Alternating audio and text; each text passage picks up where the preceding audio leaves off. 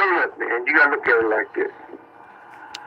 The people who have something to do with the culture of hip hop, they want to do something hip hop. It's all the same ones. You know what I mean? Regardless of who it is, regardless we don't always see the eye to eye, but regardless of the West Coast, East Coast, Midwest, down South, everybody added brought something to the table to make hip hop what it was. Right. Now, you get motherfuckers who never had nothing. This is Suge Knight going at Reggie Wright and Whack 100 on Discretion TV, y'all. This is getting nuts out here. So I wanted to go ahead and play some of the audio and, go in between and give a little breakdown of what's going on.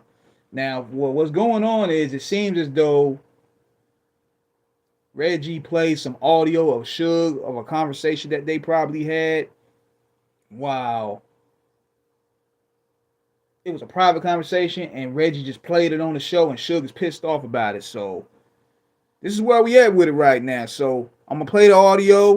I'm going to break up in between because I don't want to get flagged, but this is credited to Discretion TV, so here you go. To do with hip-hop for no one. But they want to attack, they want to attack, they want to attack. I guess his fault.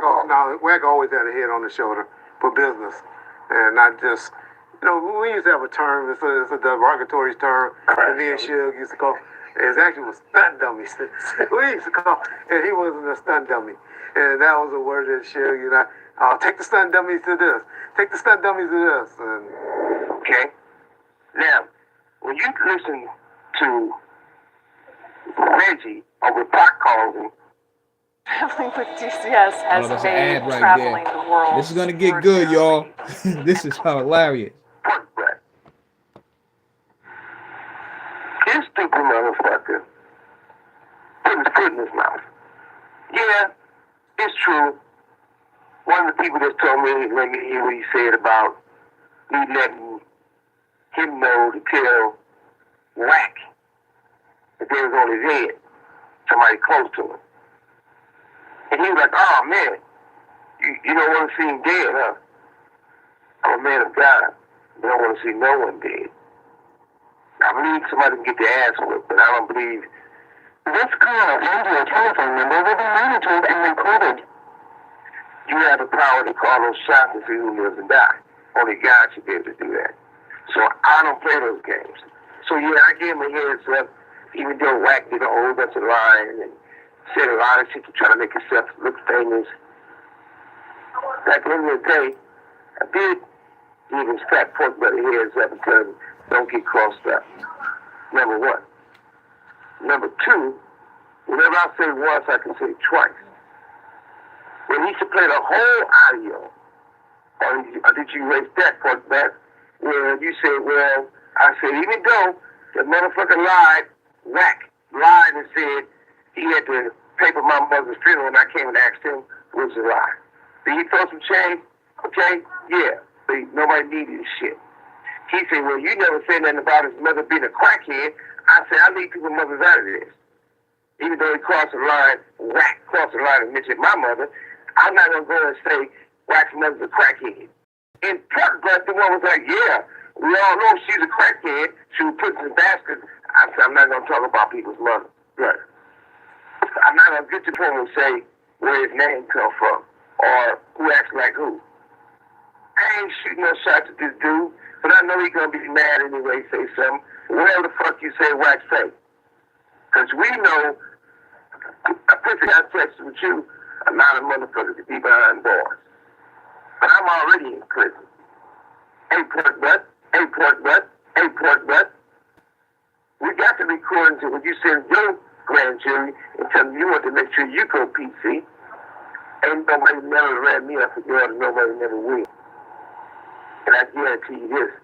People can talk to lawyers and say weird comments about me that I don't know for you.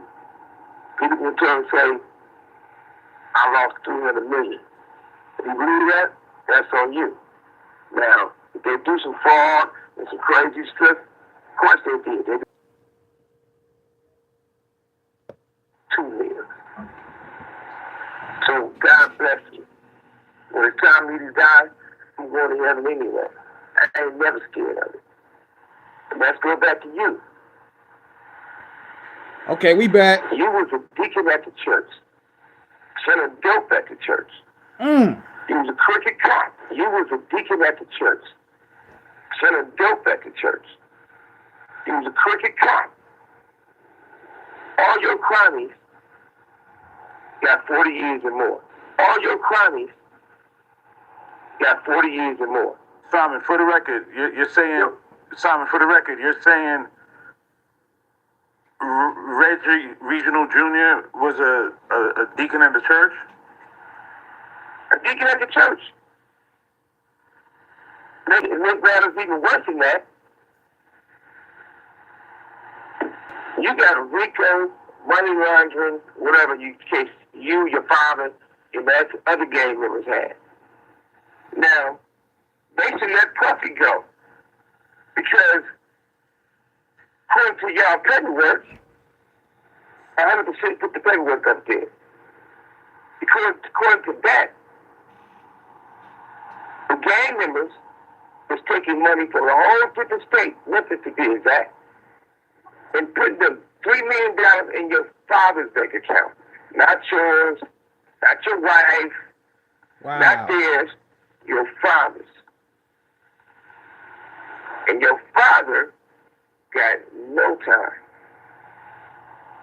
You did what? 6, 7, 8 months? At the same time, let's walk it all back. How was you living before I gave your fat ass a job doing security at that? It's gonna get real disrespectful here. Bro, how was you living before I gave your fat ass a job doing security at that row? Name one thing that you accomplished without using my name. Damn. Name one thing that you bring back on every time you turn around. Every story's about me, me, me. Everybody want to say, oh, look at me in the car. Look at me in the car. Whack. We should never have nothing bad to tell about. You win with the mouthpiece. We supposed to do this in the same motherfucking room. Period. Fuck all the talking. But you want to post a picture, as Buck tells me, and sends it to get it sent to me, of you in the car, and I'm driving and you on the one side, the one time you ever been in my car, probably. And you say, look, I'm not the driver. No, you couldn't be the driver.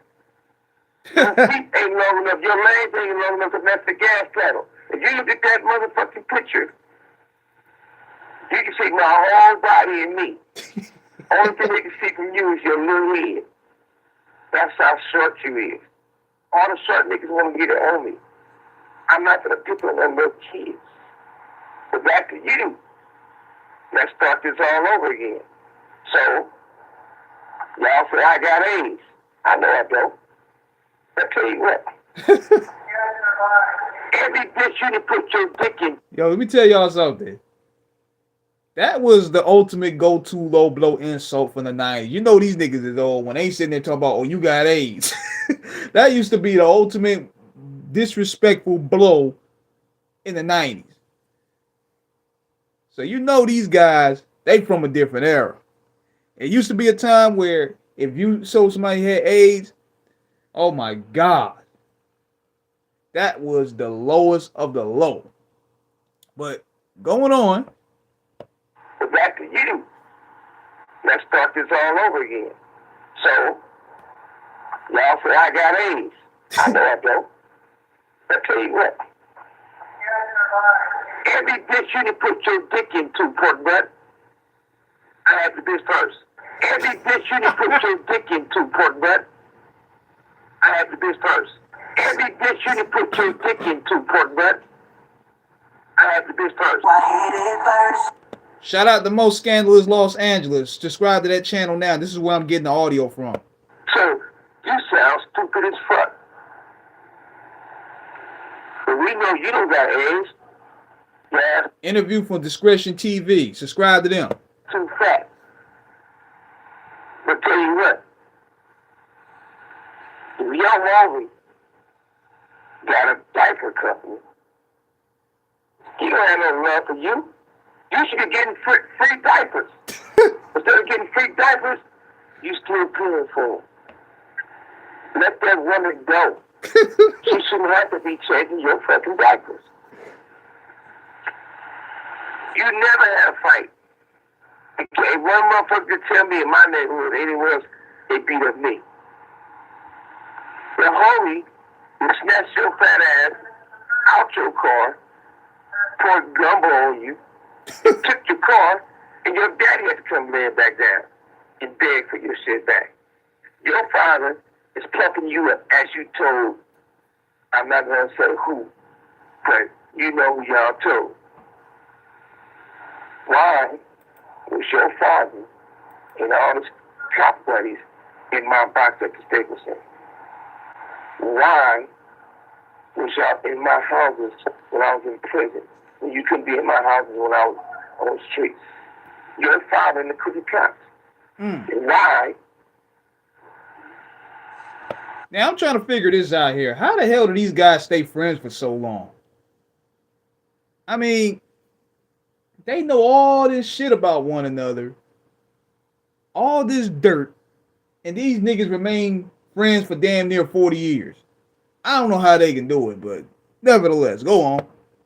Was your father, your family, and the rest of the crooked cops on my yacht? Was your father, your family, and the rest of the crooked cops on my yacht? Is that not fucked up? So you trying to tell me a man like myself have 2 yachts, and y'all want to talk about me, but your father and the rest of the crooked cops is on my yacht in the marina every weekend when I was in prison? So you trying to tell me a man like myself have 2 yachts, and y'all want to talk about me, but your father and the rest of the crooked cops is on my yacht in the marina every weekend when I was in prison? Simon, I heard a recording that Reggie said that he's going to share audio with you discussing about women that is in your life and is going to make it difficult for the rest of your 9 years. He's trying to like say he has something on you about your relationships with women. Check this out. Whatever crook butt can tell a bitch I know and then stop fucking with me, that's the wrong bitch for me. She shouldn't be fucking with me. And she can listen to a motherfucker who got lots of claws, who can't fucking walk, who shits on herself, and she can listen to him, don't listen to me. But I do know this. Reggie been taking money, Dad said. I heard about that. Know what's crazy is this. I may be getting an interview with Reggie Wright soon, so be prepared for that. And I'm going to do it in a different way from other YouTubers and people that had him. I'm going to give y'all the real good scoop about this one. Because see, with the way we do interviews, we don't just go for the tea, so to speak. We go for the story. We go for the important parts. We go to make them feel like they're at home with us. Now, a lot of people may not like that I'm on interview. We may interview Reggie Wright, but at the end of the day, it's business, y'all. It's straight business. We're not here to make friends. We're here to get content. You know what I'm saying? And I'm not here to shake hands. I'm not here to have barbecue with these niggas. We here to do our job. So if that affects me, in other relationships, it's like, look, there's no aligned legions out here. I've messed up a whole lot of good possible opportunities for us because I stayed loyal to the wrong people. And the crazy part is, y'all, these same niggas end up squashing the beef later on. And then therefore you like, damn, I'm sitting here, could have had some content with this guy or had an interview with this guy. I'm staying loyal to this person. We staying loyal. They end up squashing it. Now I'm like, damn, I'm assed out. So we're gonna definitely work something down the line. I'm not gonna let him, slander anybody that I know personally. Now that'd be different. But to do an interview, that's all part of the game, y'all. But I'm gonna go on. There's more Suge. He loved me. And definitely not going nowhere. As a matter of fact, I don't have to say any woman. Struggling Okay. with complicated content and So after that, I'm gonna play editing Reggie's software? part. I was too. Riverside really simplified. Hold on 1 second. Only one. I had them all. I only choose to have one as I am today. Me at 60 years old is not the same when I was in my teens and my 20s and my 30s and my 40s. Earlier, we heard Marion Knight say he found out that David Kenner allegedly Okay, had... we're gonna go to Reggie Wright. Big shout out to Most Scandalous Los Angeles. Be sure to subscribe to that channel for any related to LA hip hop content. Be sure to subscribe to them. So here's Reggie's response right here to Suge Knight's accusations. It was on bombfirst.com today, or 2 days ago, I believe. Hold on, let me get that up real quick. Spontaneous. Here you go, right here. This is from bombfirst.com. Fair use.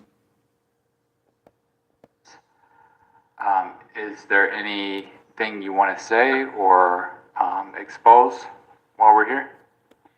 I'll just go into it and Hold on. Damn. Okay. You know, Rick. touch on each topic. And Here we go, right here.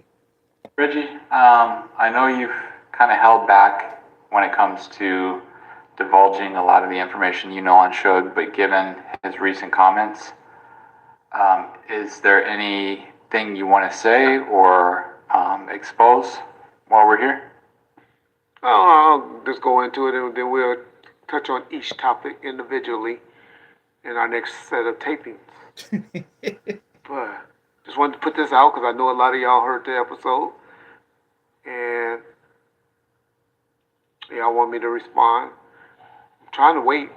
I put out a call to see where it is coming from and to try to get some feedback because I don't want to be like a bitch and be spontaneous. I'm about to give you some heads up and just remind you of a few things, Mr. Knight. You think Gene Deal and them are having a ball talking about Puffy's life with adult women? Oh yeah.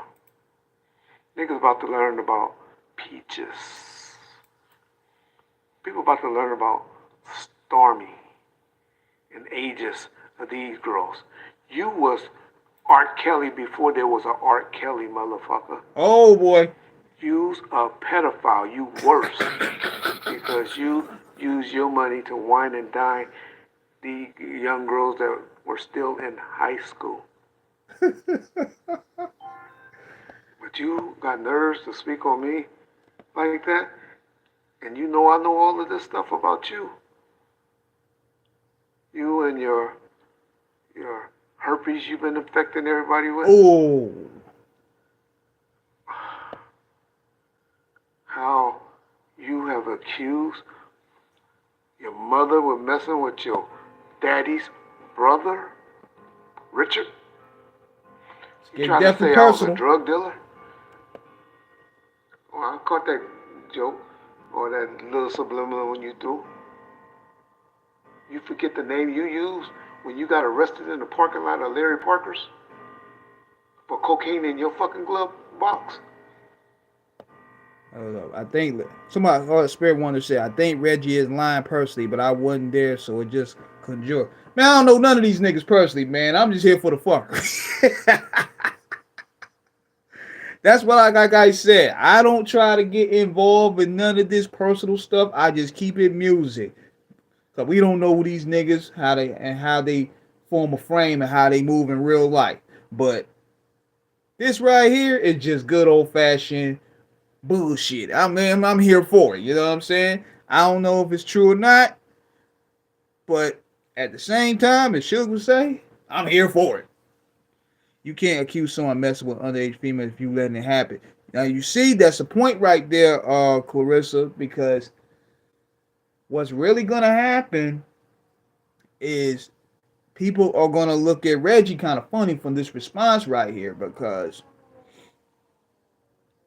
if you knew all this and you didn't tell anybody, or you knew it was illegal and you just cover it up, you were confident, according to the eyes of the majority. So that's with a lot of the comments that I'm reading right now. But go on right here. Bro, you gonna let people build your head up? Hold on, man. Another ad. God dang it, man. This one it gets good. Good old West Coast fuckery for Thursday. Let's go. That's why you lost Death Row, because you forgot to play your role. Now he's right about You that. was a puppet for that company. Ooh. You ran Dre off. You ran Dre off. You ran Dre off. So nevertheless, you had guys getting $150 a day. He gave guys extra money. One guy got a check for $20,000. And he went to the bank to cash it. So they had to call him and talk to him personally. Did you really get his dude in here with a dirty T-shirt on and balmy jeans and they cashed a $20,000 check? He had to verify and say, yeah. The problem with that, when they asked the guy, why did you get a $20,000 check? He said, because he gave me $20,000 to kill Suge Knight. And he told that to more than one guy.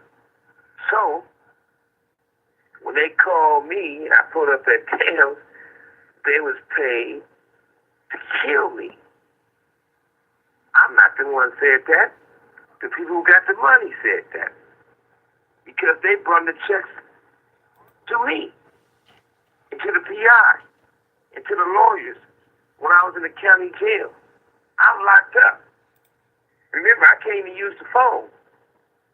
I can't even write nobody. Can't nobody write me. But at the same time, these guys sent a copy of the check and say, hey. This from all the dialogue. I'm like, okay, shout out to him. Showing me? He said, because he want to know that Andre paid us to kill you. You ran Jimmy off. You ran Jimmy off. You ran Jimmy off. And rest in peace, Easy.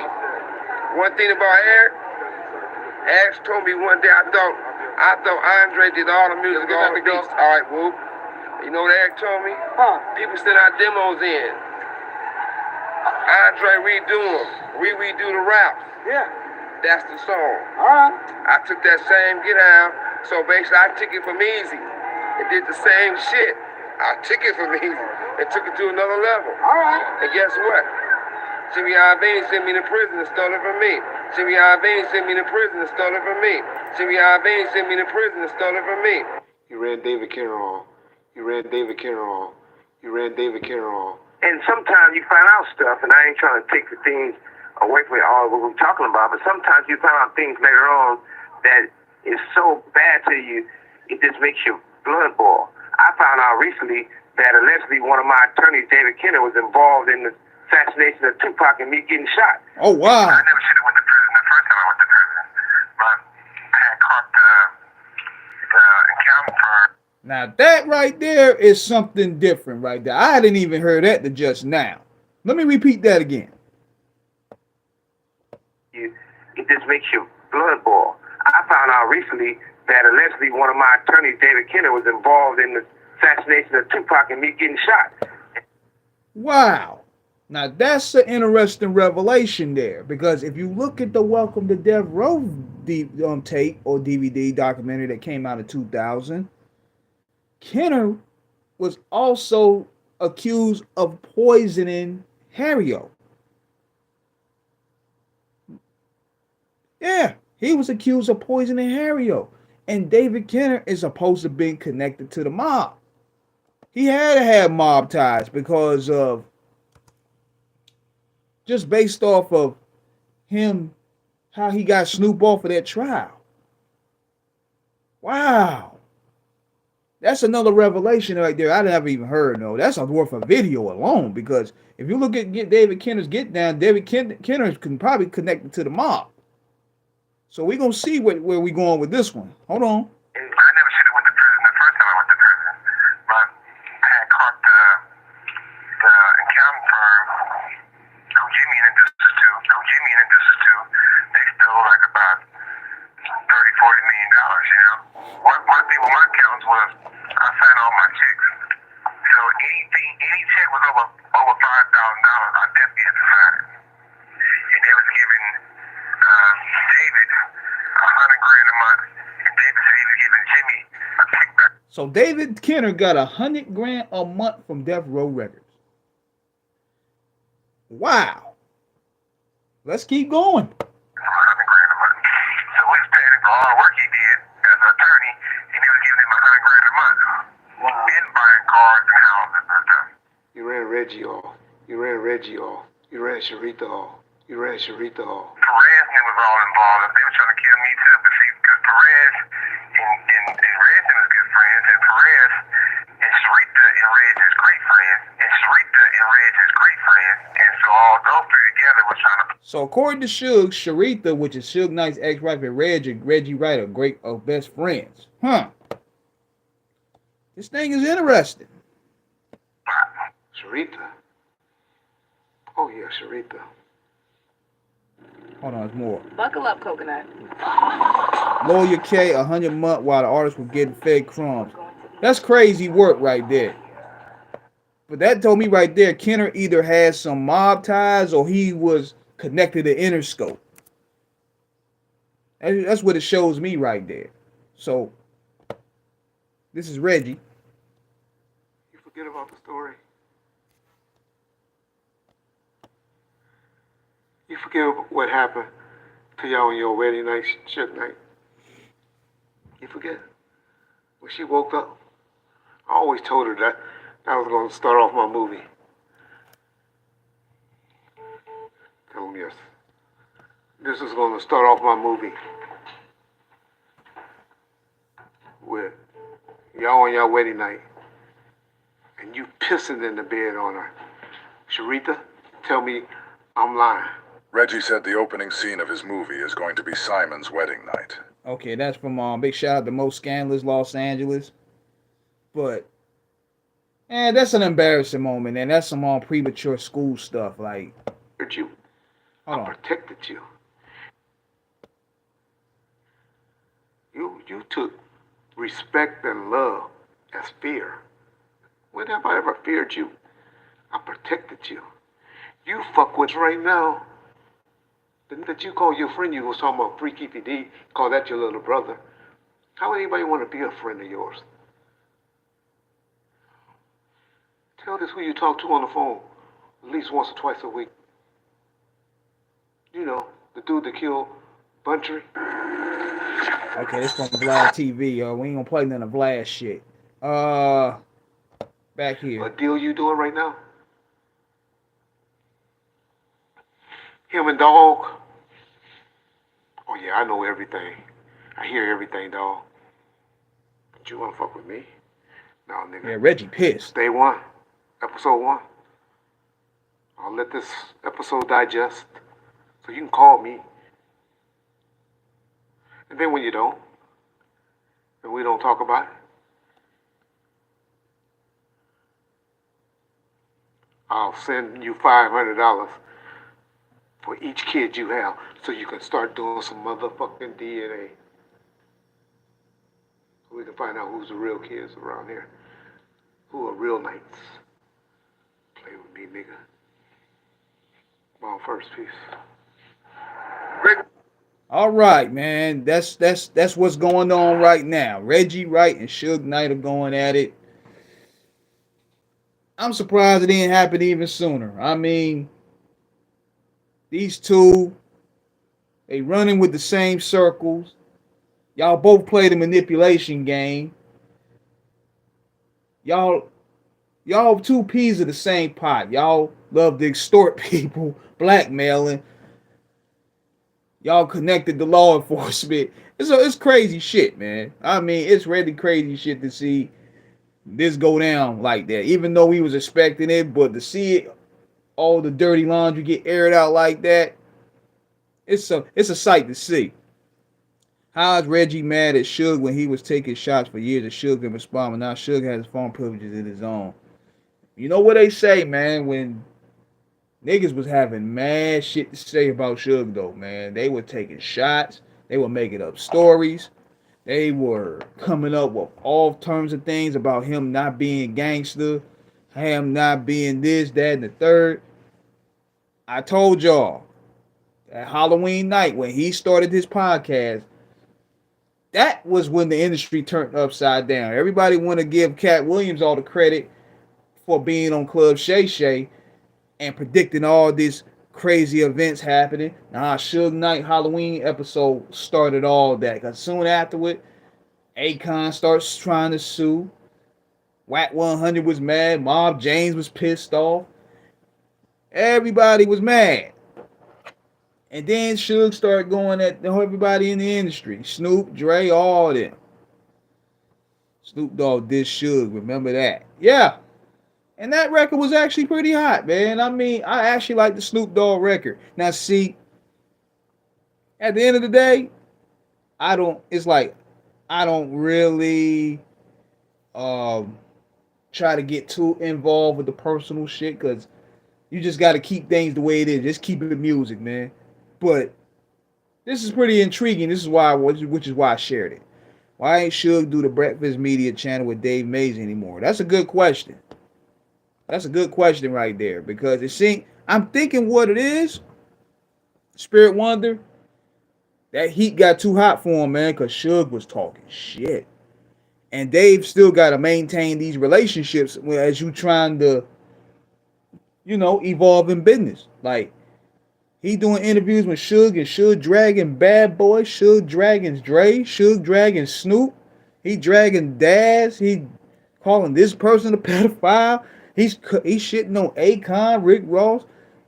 You got to navigate and have these relationships still with these people for your platform. So I'm thinking that Dave made a business decision, and he was like, look, man, you do your thing. I can't have this heat on me, man. You do your thing, Suge. The first couple episodes, fine. But after that, nah, man. Because I bet either Snoop or Dre was giving him no phone calls. What did Rick Ross do to Suge? Suge was talking shit about Ross too, because Suge was saying that he's the one that came out there with the beard, and he was the fat guy with the beard stuff. And plus, Rick Ross is also connected with Puffy too. So anybody that's down with Puff, Suge ain't fucking with. Period. Period. Anybody affiliated with him, you either a homosexual or you're gay, you're down low. You a snitch, you a rat. Anybody that he see affiliated with Dre and Snoop, I mean not Dre and Snoop, but Dre and Puffy, he hates. And I'm telling us as somebody that met the man, he does not like Puffy or Dre at all. Snoop, bro, he's gonna have a respect factor for Snoop at the end of the day because of the gang shit. But that nigga hates Dre and he hates Puffy with a passion. I think he hates Dre even more. You know what I mean? I think he hates Dre even more than Puff to a degree, because he having a little sympathy for Puffy. But he don't want to give Dre credit for shit. That's where you know it's some real hate right there. You know what I mean? But, yeah, man. I'm curious to see where this is going to go, man. And I'm going to probably talk to Reggie this weekend. And we're going to see what we're going to have going on. Just doing my job, yo. Just doing my job, and just to get his story out there, because at the end of the day, like it or not, he's still a part of that death row history. He's a part of that. We can't erase him from it. Regardless of how we feel about him, he's still a part of it. He knows the players. So I figure why not see what he's talking about.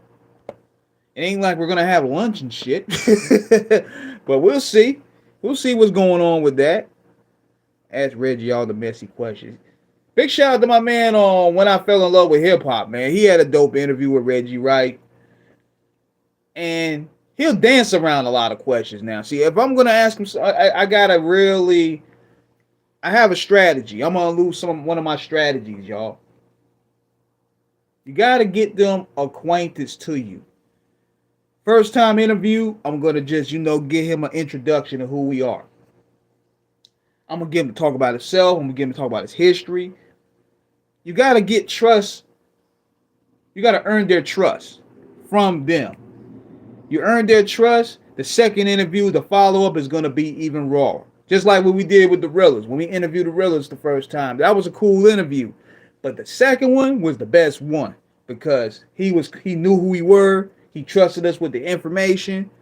So therefore, he was comfortable in his own setting to really tell us the real good stories and everything.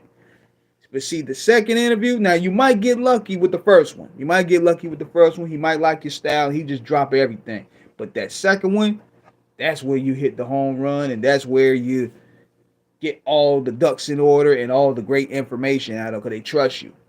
But we're going to see. I'm going to see how Reggie's energy is, first of all, because I'm big on energy. I'm big on how is it going to resonate to the show.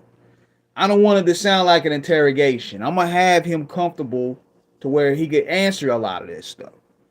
I'm going to ask him some good stuff, but I'm going to watch. I'm going to show y'all how I'm going to do it. Well, I would love to hear how Too Gangster for Radio was made in the Death Row Uncut movie. Yeah, that's why I want to interview him because I'm curious about that era. Like, what role did he play in putting those projects together, like the gang-related soundtrack and the marketing strategies behind that? Like, did he get that from Suge, or was that a schooling that he had to take upon himself to learn the music business? Because you can't fail with when you got a best friend at the time that you would consider a Suge Knight giving you information and pointers on how to market. Because since he's claiming that he has a lot of plaques, he claiming the Tupac greatest hits, he correlated that. So there's a lot of things I want to ask music-wise. But it's going to be dope, whatever we put together. It's going to be a different style interview. Because let's be clear, anybody want me to ask him, he's not going to answer if he killed Tupac. He's not going to answer that. Like, that's crazy to me how people would think that he will answer that on an interview and get himself incriminated. But we going to see, though. We going to see. But I just wanted to play that with y'all, man. I'm about to go ahead and turn in for the night. I got an interview tomorrow night lined up with the producer, one of the producers for Snoop Dogg's gospel album. He goes by the name of Flintstone. We're going to be having him up tomorrow night. So be sure to tune in for that. So I'm about to head up out of here, y'all. So y'all have a good night. Be sure to share this vibe, share this video. Shout out to everybody that tuned in. I'm gone. Peace.